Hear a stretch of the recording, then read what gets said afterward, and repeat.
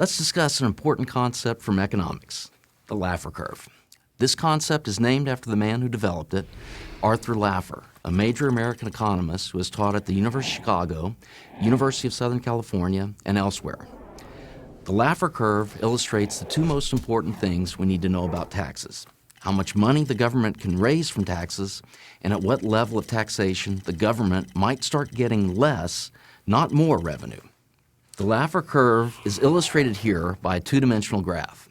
The horizontal line is the tax rate that the government chooses, and the vertical line is the revenue that the government receives from that tax rate. First, because 0 times any number is 0, if the tax rate is 0, then the government receives 0 revenue. Accordingly, 0, 0 is our first point on the curve. Now suppose the government chooses a very small tax rate, say 1%. The government will then begin to receive some revenue from citizens. This means that another point in the curve must be something like this. Now suppose the government charges a 2% tax rate. Then everyone would agree that it will receive even more revenue, which means that another point in the curve must be something like this. And if the government keeps raising the rate, then revenue will continue to go up, at least when we're in the low tax rate part of the graph. This means that if we fill in the curve, it has an upward slope, at least when we're in the low tax rate part of the graph. Now suppose the government charges a 100% tax rate. If this happens, then no one would work. That is, why would anyone work when the government is going to take all the money that they make? And if no one works, then national income would be 0. This means that government revenue would be 100% of 0, or 0. This means that another point of the curve must be here. Now, let's complete the curve. When we do, we see that the curve must have a hump. That is, it could look like this, or this, or this. But it has to have a hump.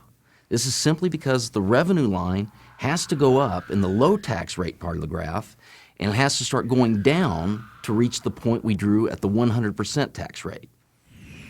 But if the curve slopes downward, it implies something remarkable, something that few of those who push for higher and higher taxes want to admit. It means that when tax rates are high, if you make them higher, you'll actually bring in less revenue to the government. This has in fact occurred in practice. For instance, during the Great Depression, when Congress passed the Hawley-Smoot tariff bill, although the bill raised taxes on imported goods, the revenue that came from those taxes actually decreased.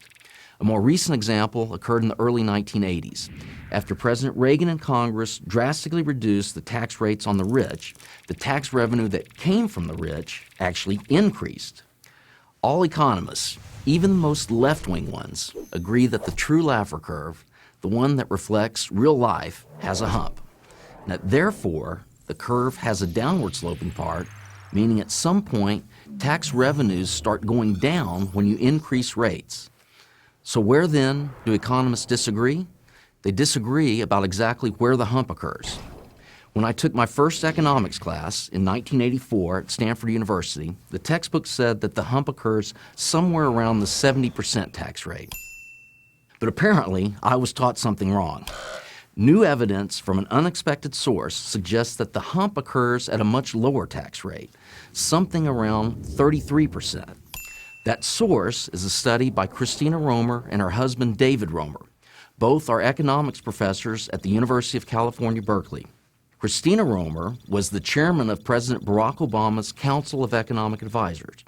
In other words, the study was written by one of the most influential liberal economists in the United States, and it was published in the American Economic Review, the most widely respected economics journal in the world. The study examined how national income responds to tax rates. But as far as what concerns us here, the key point is that if you do the math, the results imply that the hump on the Laffer curve occurs where the tax rate is around 33%, much lower than economists previously thought. Let's now put these findings into political terms. They suggest that no matter what your politics, you should not want tax rates to be above 33%. Obviously, conservatives and many moderates think rates should be lower than that, but even if you are an extreme left-winger and your only goal is to make government as big as possible, you should still oppose a tax rate higher than 33%.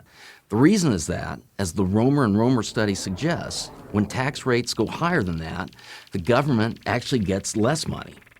Everyone of every political persuasion should pay attention to the Romer and Romer study and its important implications. They suggest that if we decrease tax rates, government revenues might actually rise. I'm Tim Grosclose, professor of political science and economics at UCLA for Prager University.